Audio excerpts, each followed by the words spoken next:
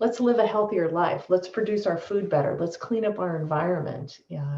Let's try to avoid cancer. Our national toxicology program here in the U.S., the United Nations, several very important scientific bodies have warned and have told us, the way to a healthier future is not necessarily through better pharmaceuticals, right? Yeah, for sure. It's through a healthier way of living and producing food and consuming food and taking care of our environment.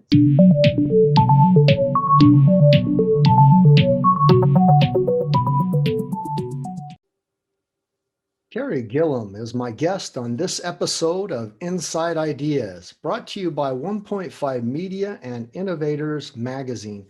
Carey is a veteran journalist, researcher, and writer with more than 25 years of experience in the news industry covering corporate America. Her 2017 book about pesticide dangers, Whitewash, the story of a weed killer, cancer, and the corruption of science, won the 2018 Rachel Carson Book Award from the Society of Environmental Journalists and has become a part of the curriculum in several university environmental health programs. As a former senior correspondent for Reuters International News Service, Gillam specializes in finding the story behind the spin, uncovering both the risks and rewards of the evolving new age of agriculture. Gillam's area of expertise include biotech, crop technology, agrochemicals, and pesticide product development, and the environmental impacts of American food production.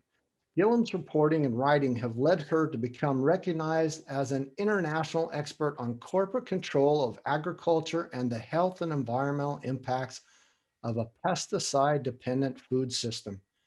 She was asked to testify before the European Parliament in 2017 about her findings and was an invited speaker to the World Forum for Democracy in Strasbourg, France in 2019. She also has been featured speaker at many different events throughout North America, Australia, the Netherlands, Brussels, and France. Gillam left Reuters in late 2015, becoming a research director for the nonprofit organization US Right to Know, an investigative group focused on exposing corporate wrongdoings and government failures that threaten the integrity of our food system, our environment, our health. She also writes for The Guardian. She just had an article come out about Mexico, and we'll maybe touch on that a little bit. Gillam resides in Overland Park, Kansas, with her husband and three children. Carey, welcome to the show. It's so good to have you here. Thank you. Thanks for having me. That's a long introduction, isn't Well, it? you've been doing this for a while, and I'm so glad to have you, and it's well deserved. I always say, yeah, I could make it shorter, but you've been doing this for a while and been doing very well for a while. And I want to make sure you get your accolades, but I also want our listeners to know, you know, you, you know your stuff. You've been around for a while. You've had the hard fights, and you've also had the hard criticisms, and people come after you in some respects. Kind of touching on that before we go any further, I just had Maria Rodell on the show. She's going to be podcast is going to be released tomorrow from Organic Manifesto. She also received the wonderful Rachel Carson Award, which you received, which is a wonderful accolade and group. But I happen to have Rachel Carson's Silent Springs book here right in front of me, and it is one of the pinnacle books that started out a lot of things. Silent Spring, not only environmental, climate, and also the big thing around DDT, which is a Monsanto issue. I believe you know that I do a lot around global food reform, around our food systems, and working with the United Nations on this uh, UN Food System Summit that will be in New York in September this year, all around how can we fix our food systems to make it better for human health and reduce human suffering, but also for our environmental problems that are occurring. And so the question really is, with all this breadth of experience, writing, the journalism, but actually being right there front and center present with the people who have been involved in all this, we've just experienced 12 months or more of craziness, lockdowns, Black Lives Matters, all sorts of unrest around the world, the inauguration, and real frankly, legal legal issues where people have gotten off the hook for some pretty bad things, going on around the world. Um, this is a beautiful story where that didn't happen. But I want to ask you, how did you weather all this pandemic? Is all that experience say, hey, don't worry, I knew this was coming. I've been reporting on it. I've made it through. But how has this time been for you?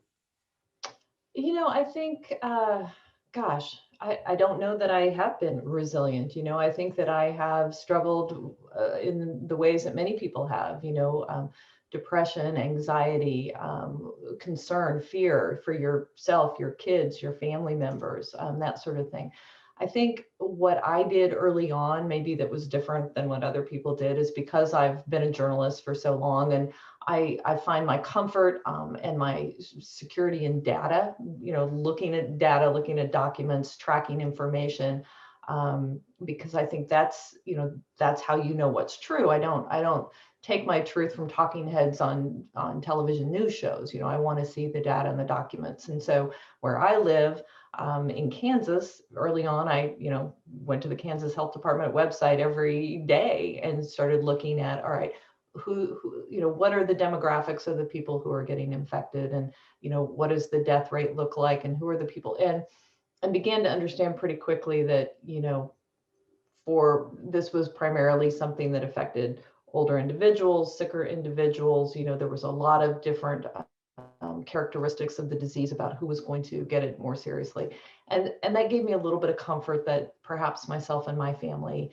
we weren't going to die if we stepped outside. Similarly, you look at, masking and other things that show, some sort of science. I looked at the science behind the masking, and there was quite a debate early on, but more recently it's been shown that this really does affect the transmission rate. So, I'm going down a rabbit hole here, I guess, but my comfort, as I said, is always found in data and information and facts. And we've seen a real challenge to that, as you alluded to, with people trying to cover things up and to lie about things, not necessarily COVID here, but racial matters, political matters, election issues here in the United States. There are all sorts of forces out there that are trying to put forward false information, false narratives, to confuse, to enrage, to drive movements and drive actions. And I think people get caught up in that, and this insecurity, and the sense of fear that's come with the pandemic, with the COVID situation, is causing people to just latch on to whatever they can, to feel that they have some sort of control, I think. And it's been a dangerous time here in the US, and I think around the world. And I think we're not out of it yet. I think we're still there, but goes to the bigger picture. Don't just listen to talking heads on TV. Try to find information for yourself. Try to get to the root. Try to look at the sources as best you can to get data, to get information, to understand, what are the risks, what are the relative, factors that are going to be meaningful to you and to your family, and react in that way. I don't know if that answered your question. No, But it again, definitely did, and it's multifaceted. I mean, we're talking months, and I think there's some interesting things that have bubbled up there. One of them, to kind of be more specific and and continue our journey on, is with Whitewash. You didn't have a pandemic to release your book. It wasn't in a lockdown, but the Monsanto Papers are even more a great book, powerful book, great read. Um, so there's some new adjustments. Well, how do you launch a book? How do you talk about such a sensitive topic, and also bring out the reality of those datas during a time where we're in lockdown and it's, it's all virtual. I think we're doing a pretty good job, and I've seen. I'm glad that you're working with Island Press, a wonderful organization that really helps and does that right. But I mean, that's one thing. The other thing is really the Monsanto Papers and what happened to Lee Johnson is really something that's happened many times before. Not only DDT and Agent Orange, but also we had the tobacco industry. We've had other issues with pollution and acid rain and things that have affected human health. And so I'm just wondering, are there any similarities now? COVID, we're talking it could be an encroachment on um, other species, zoonotic species, and things that are bubbling up where humanity is encroaching on certain areas that are unknowns. And maybe it could come out in another 10 years that something there has created some issues worldwide for us. And so I more or less wanted to mainly know what your learnings have been, or how you've been launching a book, talking about these subjects. Did they give you any things where I say, oh, I've kind of talked about this coming out? And so those are all interesting for me to know. And I think you answered it perfectly. But if you have any more to add to that, I'd love to hear it. Well, in terms of launching a book during a pandemic, oh, gosh, I wish we were, can you believe it's been almost a year, or has been a year, I guess, since we fell into this. But, yeah, I don't know. The book comes out March 2nd. I hope people will read it. It's a story that, is was very difficult for me to write at points. It's a story of one man, Lee Johnson. He was the first, it's a true story. He was the first person to go to trial against Monsanto, the first person to win this, multi-million dollar verdict by a jury that found that Monsanto's Roundup products indeed do cause cancer and cause Lee's cancer. And Lee has just been someone who's suffered horribly, middle age, middle income, father of two, just a working guy, just trying to really, pull himself up by the bootstraps and provide a good, solid life for his family. And the story talks about how he, became ill, and how ill he got, and his terminal diagnosis, told that he was going to die soon, having to leave his boys, how he finds a lawyer, and how this case builds and builds and builds, and the secrets that come out through Monsanto's internal documents, and how that became basically a global, story, to the extent that Bayer, which bought Monsanto, is now paying over $11 billion to settle cases like Lee's in the United States. So I think it's a powerful story. It's meaningful for people all over the world. It's told through the lens of Lee's journey, both to fight to stay alive and to fight to bring Monsanto to justice. I'm happy about it, but again, it's coming out on March 2nd, and people have bigger concerns. So I don't know, maybe nobody reads in a pandemic, or maybe everybody reads in a pandemic. No, they definitely read in a pandemic. A matter of fact, so we're doing a podcast now, and what we've seen was actually seen podcasts dip as far as listeners because they're more at home. There's other things. There's more TV, more news, other things, especially Yeah. inauguration. No time. But the minute we come out, that podcast will go up. But people have been reading. They've been ordering books like crazy. So physical reads. I don't think you have to worry. And this is such a compelling story, the way you write it, the way you really get us to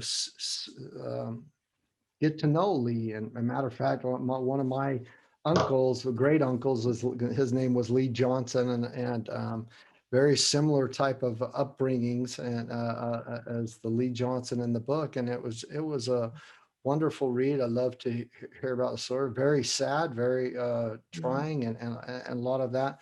But it's important to know that. I also had to deal with Bayer and other legal lawyers on the other side, where I've had to, sue because of my own health, because of things like that. And so I know what a grueling legal battle, pulling back the curtains, and corruption is in that.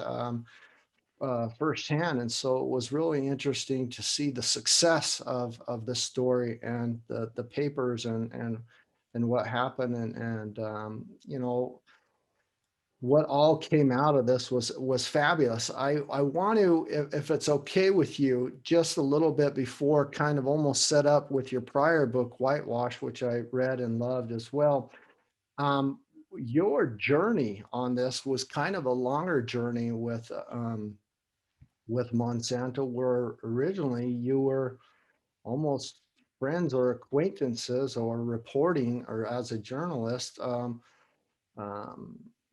Working together with Monsanto, so to say. I don't know if that's the right wording I'm using, but you actually knew the CEO at one time before he became CEO, and there was a little bit of journey behind there, and that you through that process saw there's something else going on. They're asking me to do things that aren't right, or and then it went so far as kind of threats and against you and that. Can you tell us a little bit of how that occurred and then how you even got into going from that into now the Monsanto Papers? And was that really what kind of solidified that, no, we definitely need to bring this to the light?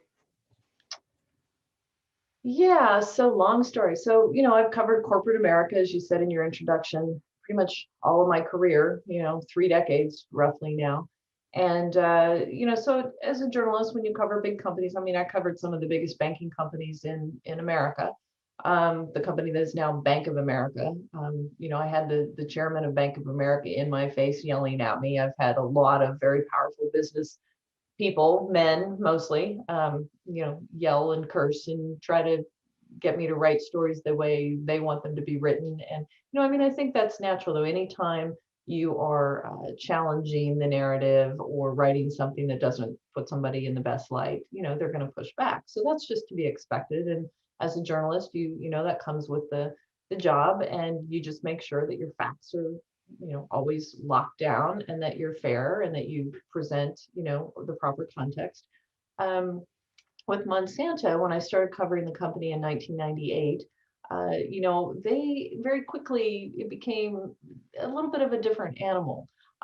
They would, woo reporters and bring them to headquarters and, show them around and feed them and, beautiful lunches and things like that, and have events and really try to teach us how to report about their business, and why we should discount information or criticism or science or anything that detracted from how wonderful their products were, and all the great things that they were doing.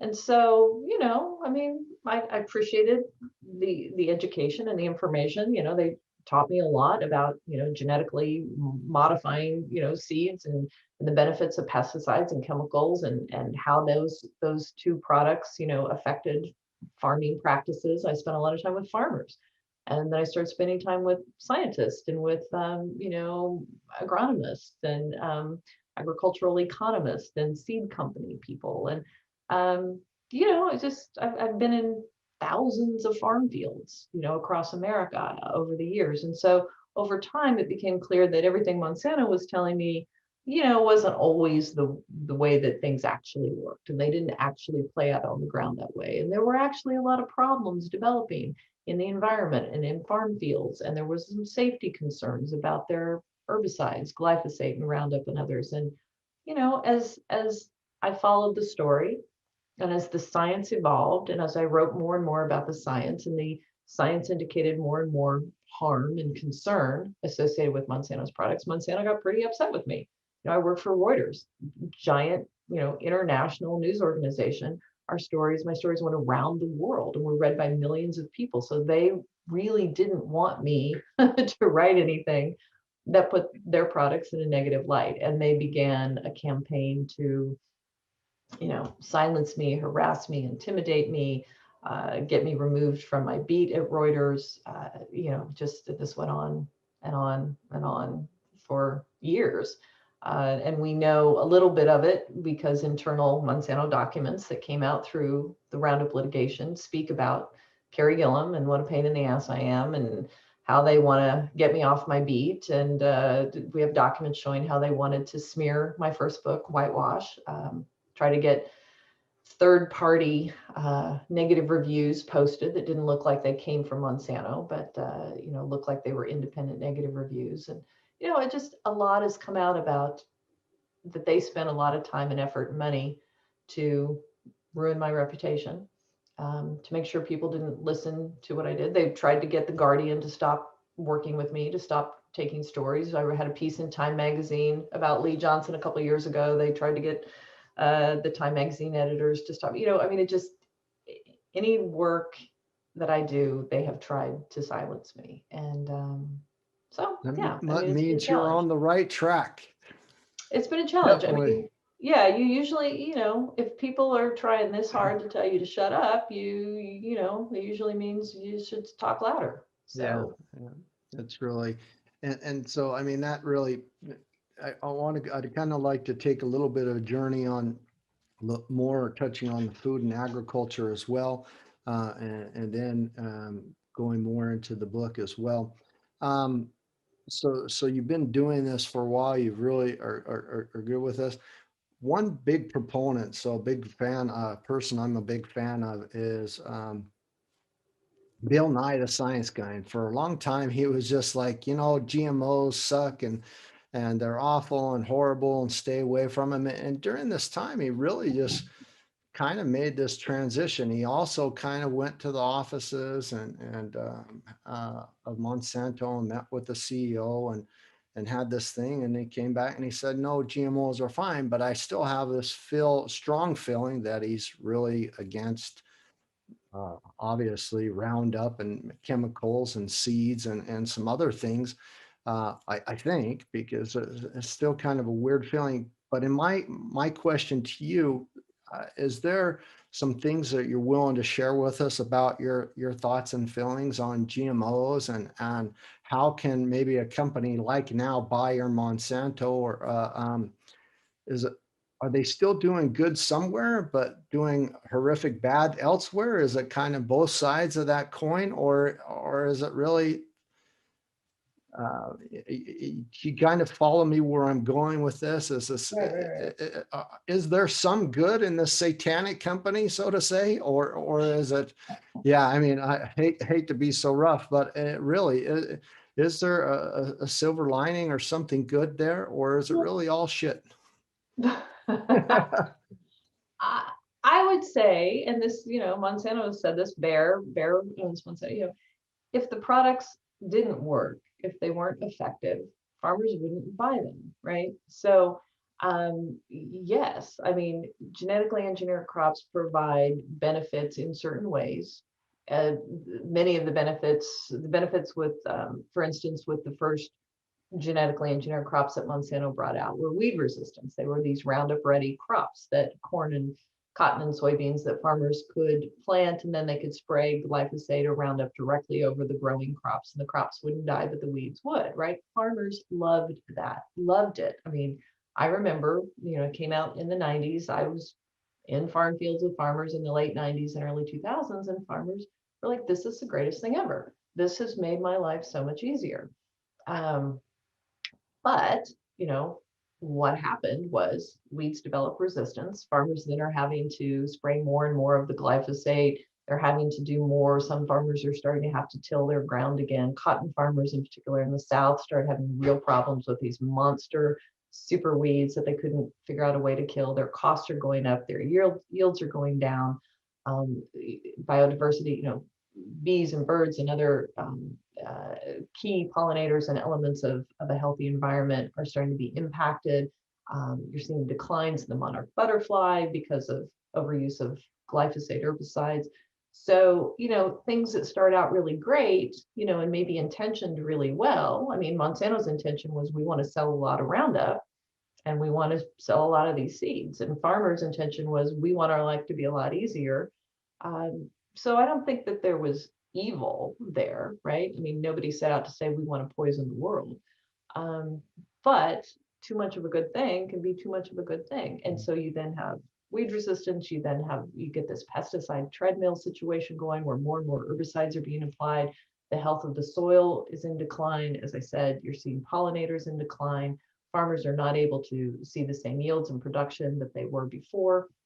Farmers are getting sick because they're being so exposed to so many of these chemicals. Our water and our air is becoming polluted. So yeah, it became a really bad thing. And we now are in a situation, not entirely because of Roundup Ready crops and glyphosate, but a large part of that is due to that. We're now in a situation where we're looking at genetically engineered crops that are being proposed that could tolerate 5 different herbicides. We have crops out there that these companies are encouraging farmers. Well, glyphosate doesn't totally do the job, so we'll spray them with glyphosate and dicamba and 2,4-D. So the levels of pesticide residues in our foods are increasing. So the exposure that families and children have to these pesticides now in their water and their food is increasing. So, I talk about that in my book, Pesticide Treadmill. It's a long way of getting back to our genetically engineered crops, good or bad. The technology itself, a GMO, to me, this is my opinion, is not bad. If you can genetically engineer a crop or something in a way that truly is beneficial, truly is going to be more sustainable and environmentally friendly and not be harmful to the soil or to insects or to humans, or, great, bring it on. That isn't really what we've seen to date. Yeah. By far, the vast majority of genetically engineered crops planted around the world right now, the most common trait in them is not, increased nutrition or drought tolerance or, disease resistant. The most planted trait is herbicide tolerance, meaning you can spray the crop with herbicide. That's what it is. So it's not about, the companies talk about, this is about feeding the world, this is about yield gain, this is about helping farmers. It's not. It's really about selling herbicide. So, that's, again, that's for some people, that's great. If you want to sell herbicide, that's a good thing. If you're worried about herbicide in your diet, and in your environment, in your water, not a good thing. Not a good thing at all. There's these kind of a camp that occurs, or I call it more of a trick. So big corporations, especially chemical companies, tend to, when it comes to environmental, human health issues, they tend to push back on the consumers, and they tend to say, they can, especially environmentalists or people concerned about food, they kind of almost plied each other, the consumers or the end people, one against each other. So they'll the vegans against the meat eaters, or they'll the climate scientists against a certain vegan tribe or plant-based tribe, or even regenerative organics, where the real, and I say this all the time about food production, whether it's agriculture, seafood, food and beverage production in general, it's not about the brands or the food products of the future, or whether they're some food tribe, whether they're GMO, non-GMO, vegan, raw, whatever. It's more about the way that we produce food that will have the biggest impact on human health and on our environment if we don't use chemicals, pesticides, aromas, flavors, sugars, on, preservatives, as well as those finite resources that are not really seeing the true cost or the total environmental cost being calculated into those products. We're actually turning food into a commodity, which is a whole nother story in and of itself. But so if we didn't produce them in a certain way, then we wouldn't have those problems on the back end or on the farm to fork end, so to say. Yeah, exactly. And I hope anyway, more and more people are becoming aware of that, or becoming, foodies, or maybe that's not the right term, but educated on food policy, because it is so much more than just, opening your cabinet and pulling out something to eat. It's the food that we consume, that we feed our kids, is foundational to the health of our bodies, to our ability to weather COVID, to weather viruses, to not develop heart disease, or certain cancers and things like that. I mean, the the better quality, the more nutritious, the cleaner the food we eat, the healthier we can be. And to your point as well, the health of the environment is also very much dependent upon how we grow our food, the inputs we use, the pesticides that we apply, the farming practices, that are used. So it's all critically important to our health, to the sustainability, of the future for our kids. What kind of environment do we want them to be living in 20, 30, 40 years from now? So many people out there are so sick. You look at the fact that, what is it, roughly 1 in 3 people in the US right now are expected to get cancer in their lifetimes. My father died of cancer in October. I can look up and down my street, thank you, and see families who've been impacted by cancer, children, teenagers, my son's friend. Cancer is something we're being told we just need to live with. Many other diseases, and thankfully we are getting better at treating this and helping people survive cancer. But let's live a healthier life. Let's produce our food better. Let's clean up our environment. Let's try to avoid cancer. Our national toxicology program here in the US, the United Nations, several very important scientific bodies have warned and have told us, the way to a healthier future is not necessarily through better pharmaceuticals, right? Yeah, for sure. It's through a healthier way of living and producing food and consuming food and taking care of our environment. So, I'm definitely that's glad that you're saying that. well, yeah, I mean, and that's the bigger message of both of my books and of all of the work that I do. It's not corporations are evil. It's we need this knowledge so that we can work towards policies that will better protect our children in the future. Yeah, my mother also passed away from several forms of cancer as well, 2011. But I come from my mother's side, from 6 generations of farmers and Germany's largest organic farmers. And so thank goodness we had a different view and look at chemicals and pesticides, even though, Bayer is a big kind of a company, and some of the chemicals that were very much developed in Europe for farming and things. So I kind of see that correlation. For me, food is really our humanity's basic energy source. If you look at Maslow's hierarchy of needs, the bottom 2 layers are breathing, food, and water. Security of body, security of environment, health, and land. For me, those are our basic energy sources. So I really concerned about what types of food I put in my body. And I hate the word, or not hate, but I don't like the word foodie either, but I kind of am. I love food, and I love especially good, healthy, tasting food, good for someone. And so I also kind of see that play of that, and that important role that it takes. This story of the Monsanto Papers, which is really about the papers from the trial report, is that kind of correct?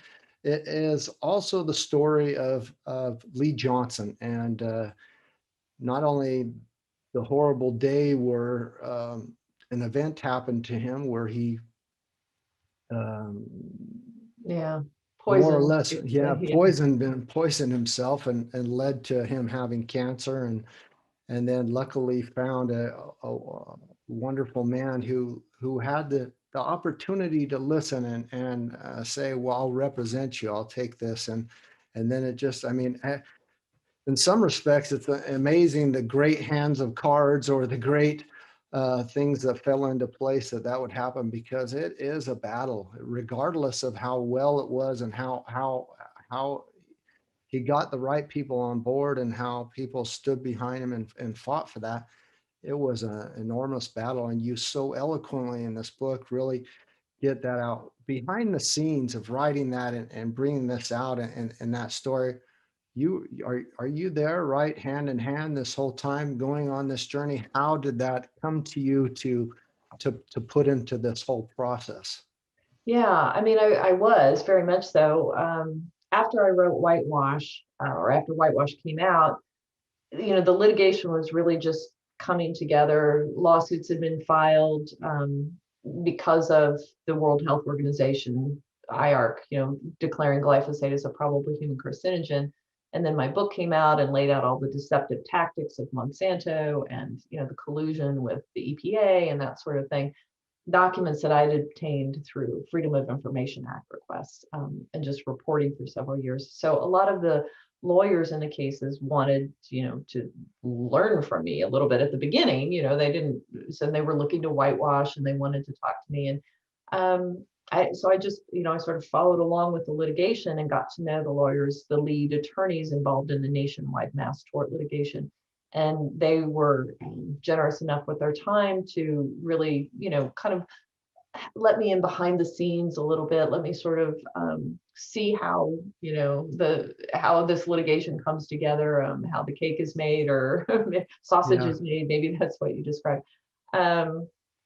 So, and I think, to me, like, that's one of the most interesting parts of the book, is not necessarily just, Monsanto's secrets revealed and Lee's story, but also how this machine, this litigation machine, actually works. Because, there's a lot of good, bad, and ugly in there. There's a lot of maneuvering and strategy, and on both sides. And that, to me, was really compelling stuff to watch it unfold. And that's why I wanted to put it in a book. Because I think even if you take Monsanto out of this and you take Lee out of this, this is still a very representative story of the situation in America and many other countries, where our regulators are not holding companies accountable. Our regulators have really dropped the ball on that. And if people are injured through a chemical or a medical device, or, opioid overuse, or, some such product that's really being pushed by a very powerful company, almost the only avenue for justice is through this litigation system. And it probably shouldn't be that way. It's messy. It's very imperfect. Lawyers make a lot of money. People who are injured usually don't make a lot of money through this process, and end up, confused and concerned and disappointed in a lot of cases. But it's really the only way we see to hold companies accountable and to try to affect change. And I think that's a system that needs to be reformed as well. I think we need more, teeth in our regulatory system, so you wouldn't have to rely on lawyers like the lawyers in the Lee Johnson case. And you also see in this book, the thing that I also found fascinating is, some of them sit on the sidelines. There's some plaintiffs' attorneys out there that bring in cases and sit on the sidelines and wait for a settlement. But there are others who literally put their lives on the line and their financial stability on the line, and they have to put up millions of dollars of their own money and take out loans, and all sorts of things to try to bring these cases all the way to trial. And if they lose, they get nothing. They're wiped out. So, there's a lot of drama, I guess, in all of that. And that I tried to pack all of that into this book. Yeah, you definitely did a wonderful job to pack it in there.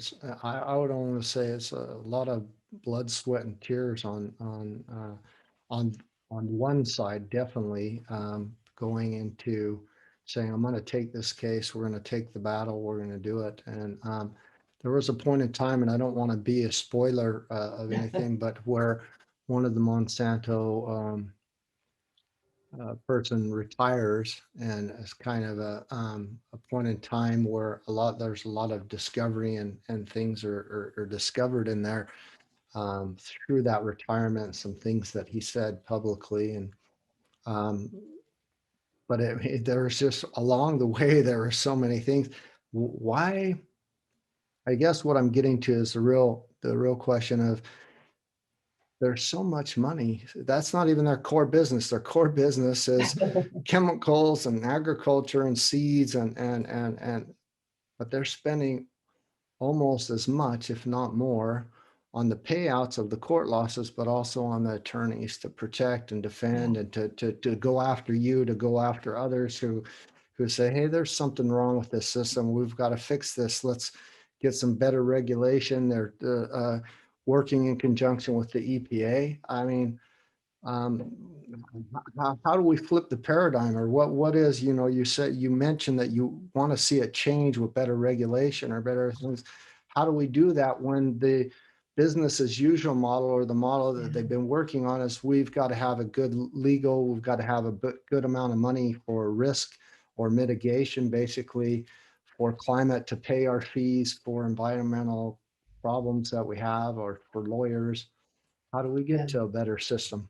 Yeah. Well, I think the people, number one, have to become informed, right? People have to know what's going on out there, and how corporations are increasingly wielding their influence. The story that came out recently in The Guardian that I did was about Mexico. The president of Mexico and others in the administration have declared that they will ban glyphosate and GMO imports. They don't want it in their country. They have said this will be better for the environment and for our people.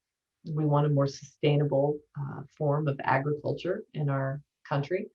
And the story is based on internal emails and other communications that were obtained from the US Trade Representative and EPA and other US federal agencies, showing that they are working very closely with Bayer and with certain other big chemical companies to try to pressure Mexico into not banning these things, and to intimidate Mexico into changing its mind. And I had done a story a year or so ago about, they did the same thing with Thailand. Thailand tried to ban glyphosate, and these big companies in the United States government got together and put the squeeze on Thailand, and Thailand dropped its plans for a ban. So, countries are, people around the world are becoming more engaged, are becoming informed, and they're trying to do things and implement policies that are more beneficial and more healthy for their populace. Um, but it's a big fight. You've It is got a huge fight. I mean, very, you have yeah, to wrap your mind around it. It's almost unfathomable that we're talking country level manipulation from a corporation that, the big impacts of a country now saying we're not going to use these chemicals, and the force, the manipulation that's used there to try to do that. I currently I just did an article myself as well, and a little documentary with Croatia, and how they have huge issues with using chemicals and pesticides and fertilizers, and even trying to make that organic move transfer. And they're getting a lot of pushback also from the farmers, and they're like, yeah, show me something that works, show me something that's an alternative, or something that works. This is what works, and this is how we'll do it. And yeah, so yeah. And I got, I got an email yesterday, I think it was from a journalist in Colombia, who said this is, the US government is pressuring, and this has been going on for years, and we've written about this, but the US government really wants Colombia to be using glyphosate sprayed aerially, aerially, am I saying that correct? From the aerosol, air, yeah, yeah. aerial spraying, to eradicate cocoa plants, to try to stem the drug trade. And this has been going on, because this spraying from the sky of this herbicide has been shown to be harmful to people who live, in the area, and who've been exposed in this way through no, direct fault of their own, no, voluntary exposure, certainly. So Colombia, tried to pull back on that, and the US has been pressuring them and been on them as well not to do that, to keep spraying glyphosate from the sky over these wide swaths of land there, despite the injury that's been shown to people who live in the area. So, it's, as I said, it's a very big fight. I don't know how you really get about it. I mean, as a journalist, my role is to bring information to light, and then let other people carry the ball, and hopefully affect change at some point. That, yeah, I hate when we have this feeling of hopelessness. So is there like any hope that you can give, like if someone were to approach you with, say this is going on at a country level, or somewhere, you say, that, I'm a journalist, I got to report the facts and the data, and I want to try to, stay out of that fight. But here are some people actively working on the good side of it, or working on, the direct reporting or the litigation on these. Please go and seek them out.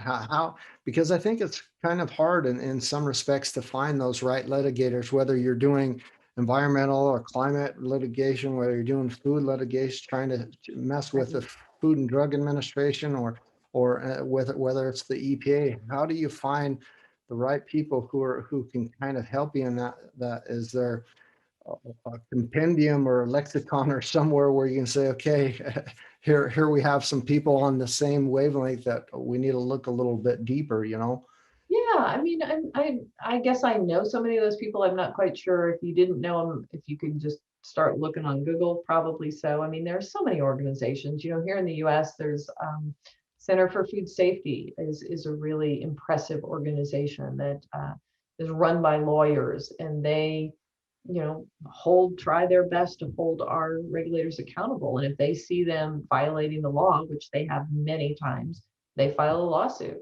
and say, you're violating the law. I mean, this recently happened with dicamba, which is an herbicide that Monsanto, Bayer, and other companies have been pushing for farmers to use because glyphosate is not as effective anymore. And, it was determined after a lawsuit that the EPA, our Environmental Protection Agency here in the US, did in fact, skip over several provisions, several requirements of the law when they granted approval to this use of dicamba by these very big companies, BASF and Corteva and Monsanto, Bayer. So, that's been an interesting battle too. But, there's Center for Biological Diversity and Greenpeace, and I don't know, it seems like I would say even Rodale Institute Rodale is doing yeah, great work to show, the benefits of regenerative agriculture and how you can achieve that. And there are farmers I've written about here in the United States, hundreds of them, who have formed their own idea network, they call themselves, to do experiments in their fields, what works and what doesn't work in terms of crop rotation and cover crops and row spacing and different, use of different seeds and, that sort of thing, to try to really move away from pesticide dependence. So, there's applause for lots of different groups and individuals, I think. Well, both the foundations I work with in Croatia, I'll definitely let them know they need to read both of your books and get a little page, because they're really trying to get their ministries and their government to change some of the farm bills, change some of the ways they use chemicals and pesticides. That's kind of their big mission, and switch more to an organic. So that's always nice to know. And other shining stories of what's bubble to the Yeah. surface. And there's great, so, and I guess I should, US Right to Know, the group that I do research and do FOIAs for, we put a lot of, all we really do is file freedom of information or state open records requests, and then try to share those documents with the public or other journalists or lawmakers, to try to bring information to light. There's a great group that I'm getting more familiar with, the Heartland Health Research Alliance. They're actually doing research looking at reproductive effects of herbicide exposure. Since we have all of this herbicide use, I've been talking about this pesticide dependence, glyphosate and dicamba and 2,4-D, because there's early evidence that exposure, can really relate to reproductive problems and adverse birth outcomes. So, women and their babies, what more important concern is there? So there are groups like that are really, I think, doing research and trying to understand the risks that we face and what are the solutions. And, so if you're interested, there are people out there. There are ways to educate yourself. What would you say your biggest hope is with the Monsanto papers as a takeaway for your future readers when the book comes out? What your real desire and hope is that they get out of the read? Oh my goodness, that's a good question. Well, I hope that they are moved by it. I mean, I guess as I was. My editor said when she read the epilogue, every time she read it, she cried. And when I wrote it, I cried. I don't know. I hope they're moved because again, it's a really big issue and maybe a there's a lot of technical stuff and science stuff and legal stuff, but at the very heart of it, it's a story about one person and lots of people whose lives are just being turned upside down and destroyed by cancer, and cancer that has been shown to be caused by this product, by this company's product that they've been pushing for 40 years. So, it's a warning tale. It's a story of a cautionary tale, I guess, of and it's not just one company, it's not just one product. This is going on over and over and over and over again. Yeah, it really is. I mean, that's what I like as well. I mean, to just kind of show this is not a new story. I mean, there's Right, saccharin, DDT, Agent Orange, but there's also other companies. Johnson's and Johnson's baby powder was a big right. issue, and so many others where the product they're producing given to pretty much anyone to use and to eat and consume or to put on food that we eat. It's a big deal. So I'm glad that you wrote it. I love it, and I'm going to recommend it to everybody. And I definitely hopefully one day when I get the physical copy, I can get a signed copy from you live. I'll come over to Missouri or where you Kansas, live. Yeah, Kansas. Kansas, and we'll get it signed. I have some real questions that are also tied to this as well. Do you consider yourself to be a global citizen, and how would you feel about a world without nations, borders, and divisions of humanity, one from another? My goodness, I've never thought of that.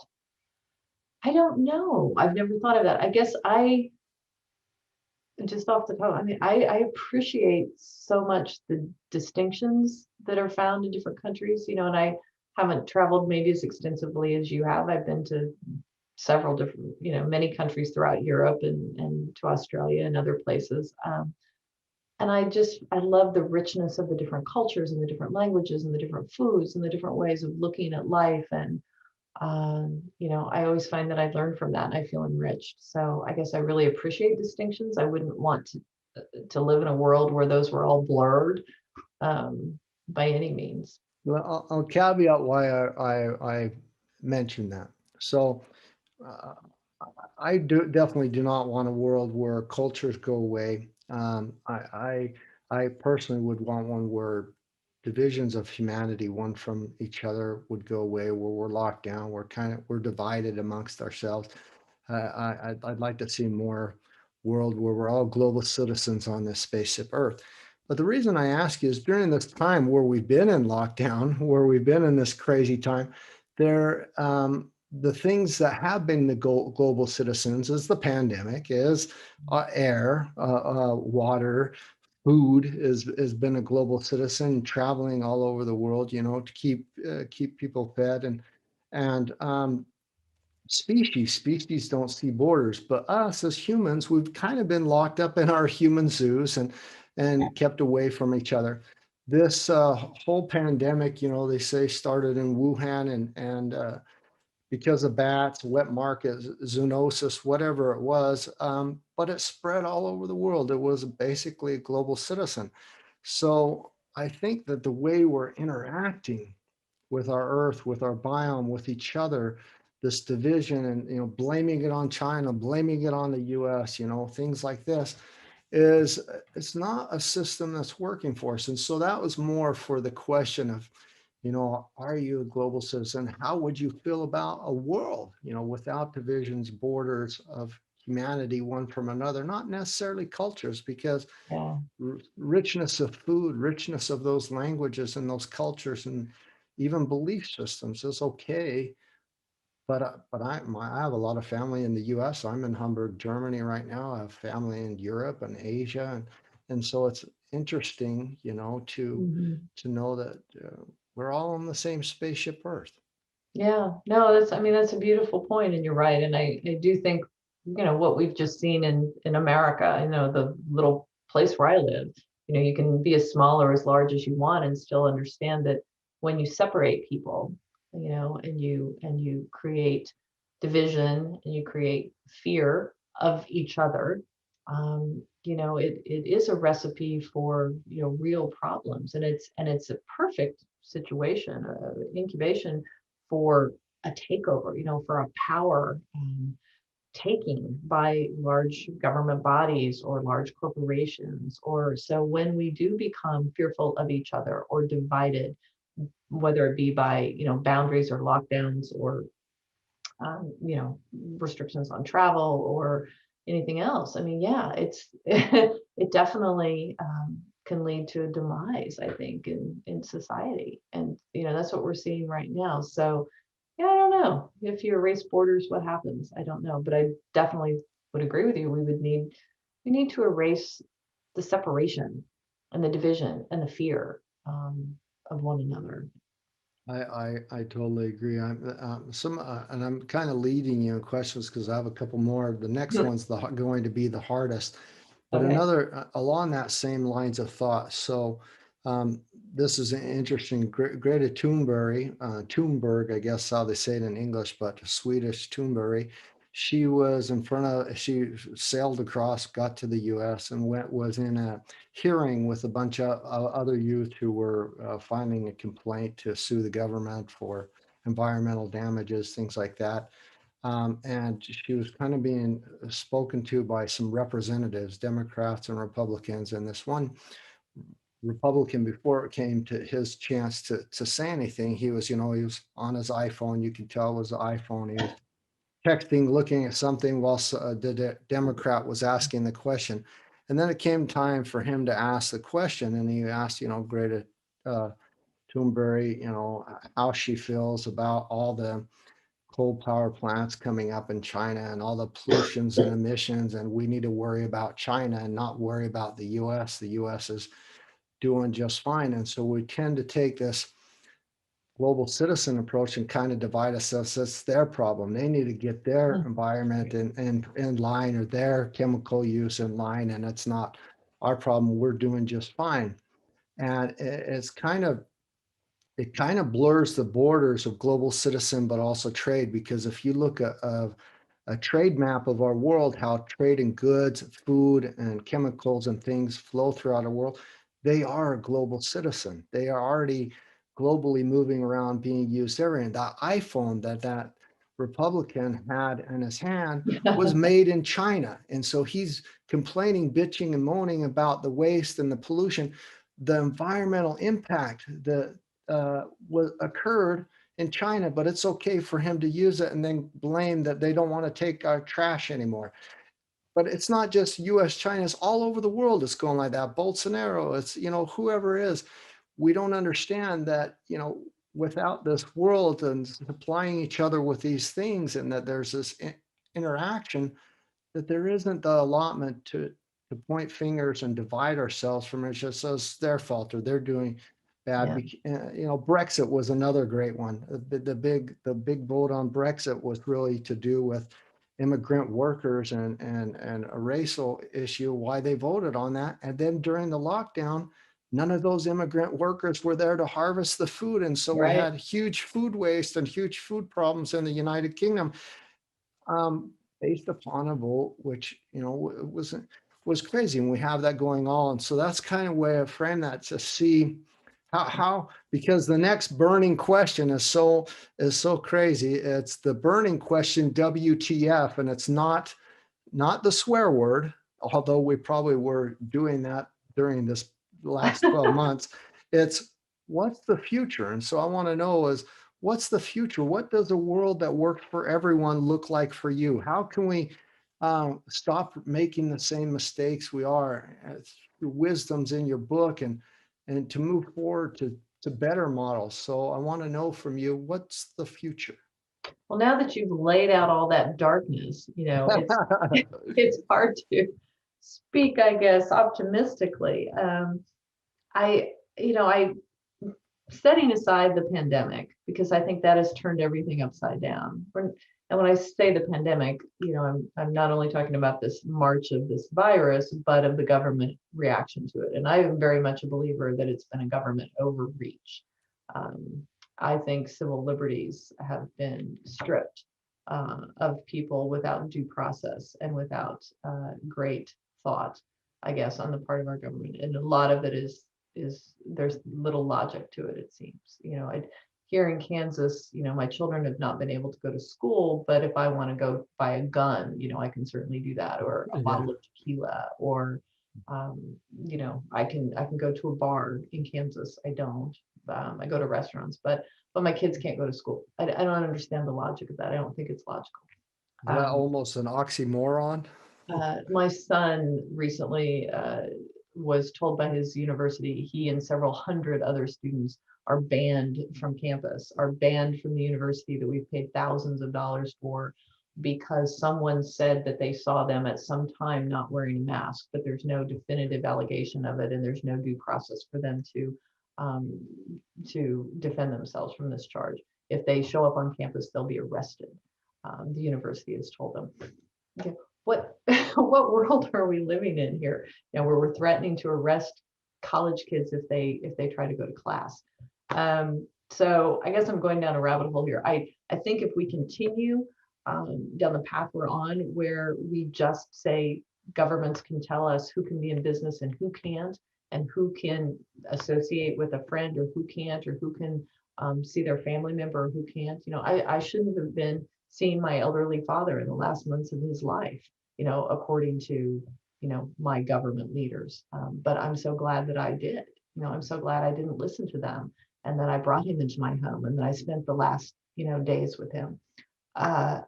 So right now, I guess I feel like if we continue down this path where we all just say, sure, government, tell us how to live and tell us how to be divided and fearful of one another, and these powerful players will dictate our future. No, it's not a very good WTF or whatever. But if people are informed and engaged and take personal responsibility and act upon the best nature that we have, we can't just be acting selfishly. We have to be looking out for ourselves, our children, their future, our neighbors. We have to do our best to protect ourselves, obviously, from ill health, but that takes many forms. It's not just a virus. There are many, many, many aspects of human health and mental health and economic health, so that people are not homeless in the streets and starving and cold. I love that.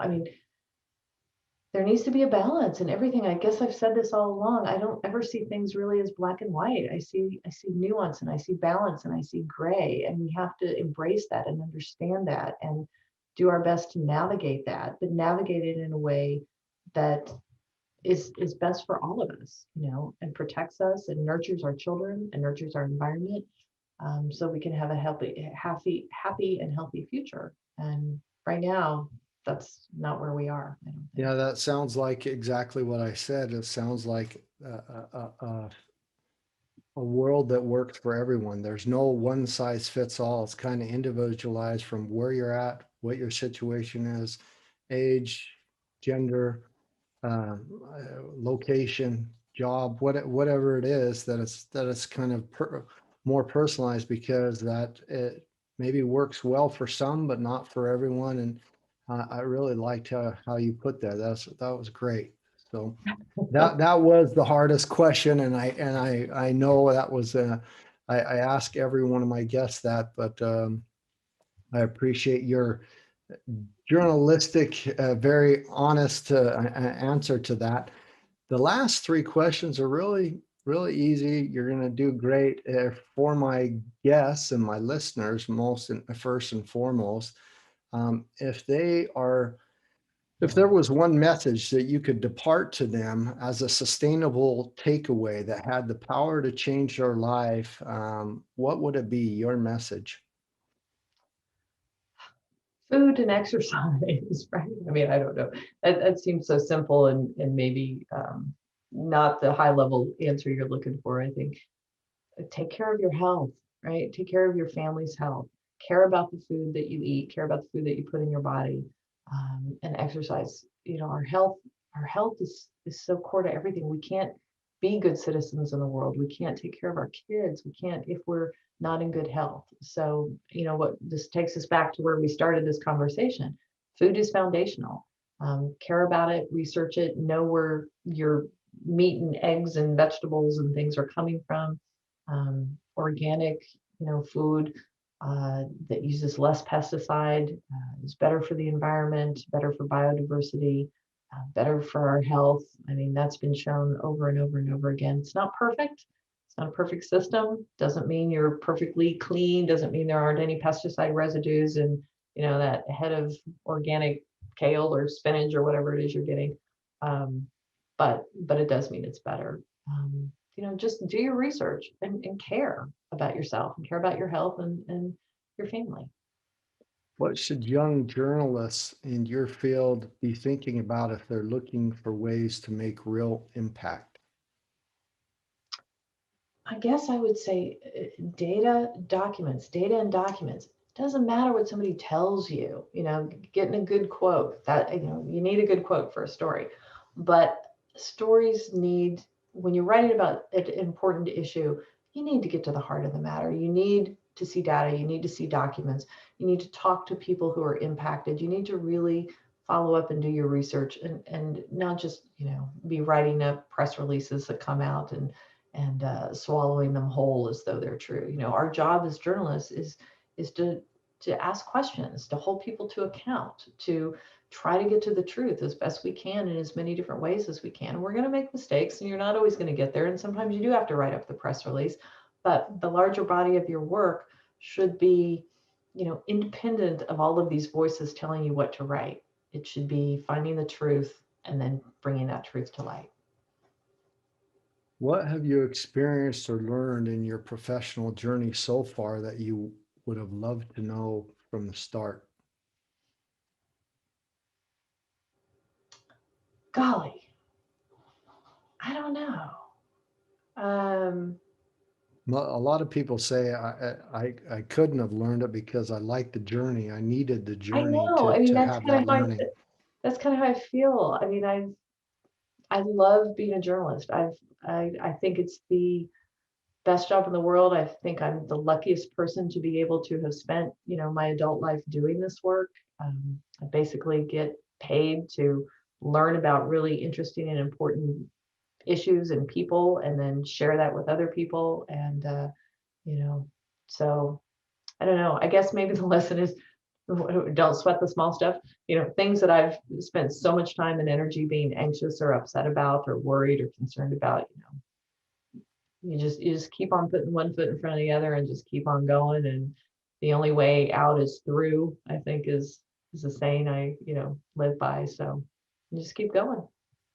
That's absolutely wonderful. I would like to ask you one last thing, and that's really on the Monsanto Papers, Deadly Secrets, Corporate Corruption, and One Man's Search for Justice. Really, my question is for you, is there anything that we haven't touched or talked about today that my listeners absolutely should know?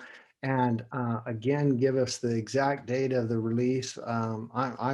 My listeners I'm always fortunate. I get a little bit of pre-look at your book, and so we can have a discussion on it. But it is a great read, and it also, for those who are farmers thinking about food, it really sheds new light on how kind of the wrong models have worked in the past, but it's also gives a good insight on hope. And for me, it was a big hope. I mean, that was a big some big payouts have been made lately. Let's put it that way. Yeah.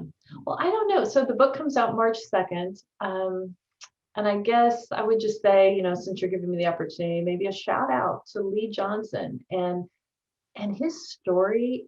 So he's just an amazing person. And it took me a while to sort of dig through these layers to get to that. He's a very standoffish, sort of quiet and very private person. But his battle with cancer has been really remarkable to watch. And from the doctors who told him, in 2017, I think it was, you have basically 18 months to live, get your affairs in order. And the suffering that he's gone through, some of the wounds on his body, the cancer manifested on his skin and his body, and he had tumors and things all over his body. And I remember being with him one time, and he was showing me his foot, and he didn't never want to show me his foot, but he finally did. And the open wound, and it was open all the way. You could see the bone through, and it was just horrendous. And his flesh would just fall off of it. Yeah. The man has suffered incredibly, and yet he has said from day one, you know what? I'm just not going to die. The doctors have all told me I'm going to die. Everybody thinks I'm going to die. My body is just falling apart right and left, and it's excruciating every day. But you know what? I'm just not going to die. And here he is. It's 2021, and he is just still out there. He's still in pain. He's still struggling, but he's also still there with his boys, and he's taking care of them, and he's trying to be a good father to them. And it's that, I guess, level of sort of hope and optimism and internal soulful strength, is just amazing to me. And perhaps that's, the bigger message of hope, that there's always hope. Thank you so much, Carey. It's been a sheer pleasure. That's all I have for you today, and I really appreciate your time. Thank you. I appreciate your time too. Thank you so much.